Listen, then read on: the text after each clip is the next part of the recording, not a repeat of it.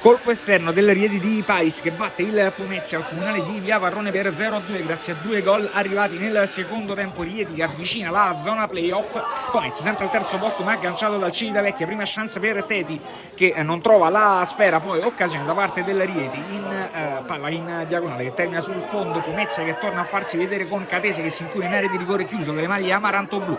Il numero 16 del Pomezia non riesce a trovare la conclusione. Il primo episodio vero arriva con Teti che si incula in area di rigore destro in rete, posizione di offside che non c'è, errore da parte del direttore di gara. Allora Rieti che prova in 2 occasioni a chiudere la prima frazione davanti, prima con un cross chiuso tra le braccia di Giordani, poi con questo calcio di punizione, colpo di testa che però termina sul fondo. Nella ripresa è subito il Pomezia a farsi vedere con il suo numero 50, con Ortensi che prova il destro dalla distanza, palla che termina di poco sul fondo, Marchegiani prova ad imitarlo, stessa fine. Allora ancora Pomezia in verticale intorno alla mezz'ora del secondo tempo. Rossi riesce a raccogliere questo pallone e a darlo in profondità per Damiani, in posizione questa volta netta di offside, gol allora non valido.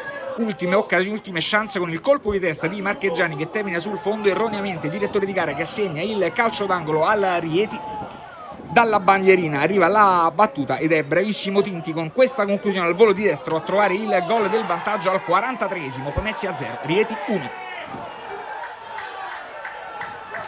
Padroni di casa che allora provano il tutto per tutto nel finale, palla in verticale per Damiani che prova il colpo di testa che termina tra le braccia del portiere ospite. Ultimi minuti di gara, Pomezia tutto disteso in avanti, Rieti che allora va per il contropiede, errore da parte di Fratman con Onetti che riesce a togliere il pallone con il destro a porta vuota, siglare il raddoppio al 48esimo del secondo tempo. Pomezia 0, Rieti 2 dopo altri 2 minuti di recupero, triplice fischio da parte del direttore di gara.